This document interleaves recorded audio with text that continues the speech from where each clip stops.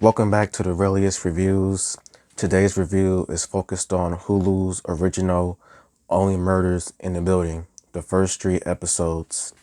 And the official synopsis of Only Murders in the Building is: three strangers share an obsession with true crime and suddenly find themselves wrapped in one. And before I give up my episode recap, please like and subscribe and comment and tell me what I should review next. And when it comes to the first 3 episodes of Only Murders in the Building, I actually did enjoy the first 3 episodes. It was a interesting whodunit series, new clues being revealed, shocking revelations exposed and everything else. Like, so far, I definitely did enjoy the first 3 episodes of this TV show. And I think I'm going to give out small episode recaps for the first 3 episodes. So here we go. So the first episode is entitled True Crime. And in this episode, we are introduced to the main characters of the TV show. The first character that we are introduced is Charles, played by Steve Martin. Charles is a former detective television actor who is not really acting no more. The second character that we are introduced in this TV show is Oliver, played by Martin Short. And Oliver is a failed theater director who is facing some financial troubles, not only in his career, but in his personal life as well. And the last character that we are introduced to is Mabel, played by Selena Gomez. And she is an artist. And they all share the same interest, and that is with one true crime podcast that they all listen to. The three come together when they all have to evacuate their apartment building, and they all get to know each other. They all share the same interest with the podcast. And when a murder occurs at the apartment building, the three decide to try to figure out what happened to the victim and who exactly did it. And that begins a interesting duo of some sorts, with Steve Martin being a former actor, Martin Short being a theater director, and Selena Gomez being an artist. And the first episode does a good job with just introducing the characters that we'll get to know throughout the season. And they, of course, find some surprising new evidence, surprising clues and facts about the victim. But the surprising thing to me was the end of episode 1, when it is revealed that Selena Gomez's character, Mabel, actually did know the victim, Tim. And so episode 2 is entitled Who is Tim Kono? And in this episode, the duo tries to figure out more exactly who Tim Kono is. And in this episode, we get to find out more about Mabel's backstory, about how she knew Tim Kono personally, how well they'd known each other. And we found out more that she and Tim Kono used to act like mystery detectives, trying to solve small mysteries and crimes or whatnot. And they had a gang together.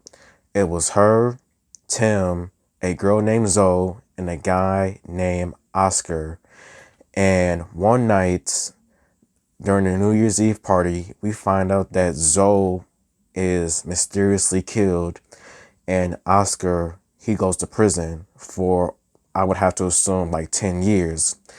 And their friendship ended that night when it is revealed that Tim did not talk to the police about Oscar, and he is basically somewhat the reason why Oscar went to prison for nearly over 10 years. And the crazy thing about that is Mabel fails to tell Charles and Oliver about her knowing Tim. And we find out that Tim was somewhat hated in the apartment building, as no one really cared about him. Basically, everyone cared more about a neighbor's dead cat than Tim. And that just raises more questions and just more red flags, as in, like, why did everybody hate Tim? Like, what did he do that was so bad that everybody just despised him?